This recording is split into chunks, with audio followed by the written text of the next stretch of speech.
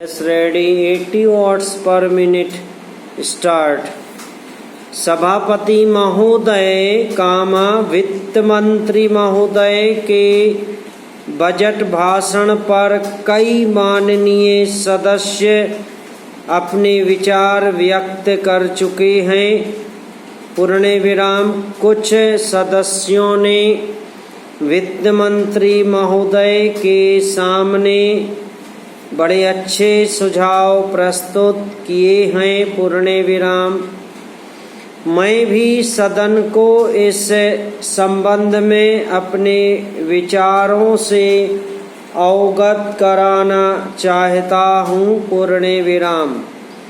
सर्वप्रथम मैं कर ढांचे के बारे में अपने विचार रखना चाहता हूँ। पूर्ण विराम। बजट में करों में कुछ छूट दी गई है किंतु कुछ चीज़ों पर कर बढ़ाए गए हैं जो आम आदमी के प्रयोग में नहीं आती हैं। पूर्ण विराम।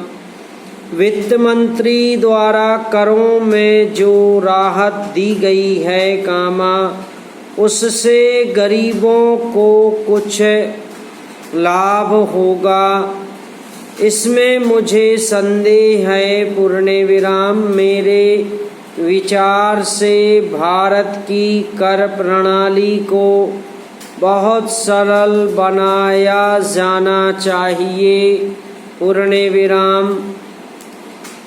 कर इस प्रकार से लगाए जाने चाहिए जिससे आम लोगों पर इसका असर ना पड़े। पूर्ण विराम। हम देखते हैं कि सरकार किसी वस्तु पर थोड़ा कर लगाती है किंतु बाजार में उसके दुगने दाम बढ़ जाते हैं। पूर्ण विराम। कर बढ़ाने के साथ साथ सरकार को यह भी कहना चाहिए कि किस किस वस्तु का दाम नहीं बढ़ाया जाएगा। पूर्ण विराम। सरकार यदि ऐसा नहीं करती है तो वस्तुओं के दाम बढ़ते जाते हैं और सरकार उसे रोक नहीं पाती है। पूर्ण विराम। सरकार को ऐसे कदम उठाने चाहिए जिससे देश की गरीब जनता को लाभ मिल सके। पैरा महोदय, यह खुशी की बात है कि सरकार का ध्यान मूल्यों के बढ़ने पर पूर्ण रूप से है। पूर्ण विराम। इस बात के लिए सरकार प्रयास भी कर रही है कि भविष्य में मूल्यों में वृद्धि ना हो। पूर्ण विराम। बजट में इस बात का भी जिक्र किया गया है कि जो असंतुलन है उसको भी दूर करने का प्रयास किया जाएगा। पूर्ण विराम। यह बहुत ही सराहनीय कार्य होगा और मेरी समझ में इससे देश का विकास होगा। पैरा हमारा देश कृषि प्रधान देश है। पूर्ण विराम। देश की अर्थव्यवस्था कृषि पर निर्भर करती है। पूर्ण विराम। बजट में किसानों के लाभ के बारे में कोई जिक्र नहीं किया गया है। पूर्ण विराम।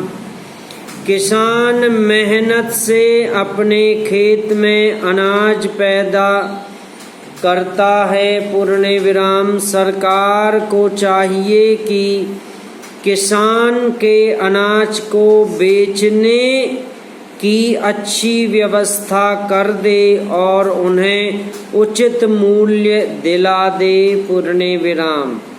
इससे किसान अपने खेत में पैदावार बढ़ाने का प्रयत्न कर सकते हैं। पूर्ण विराम।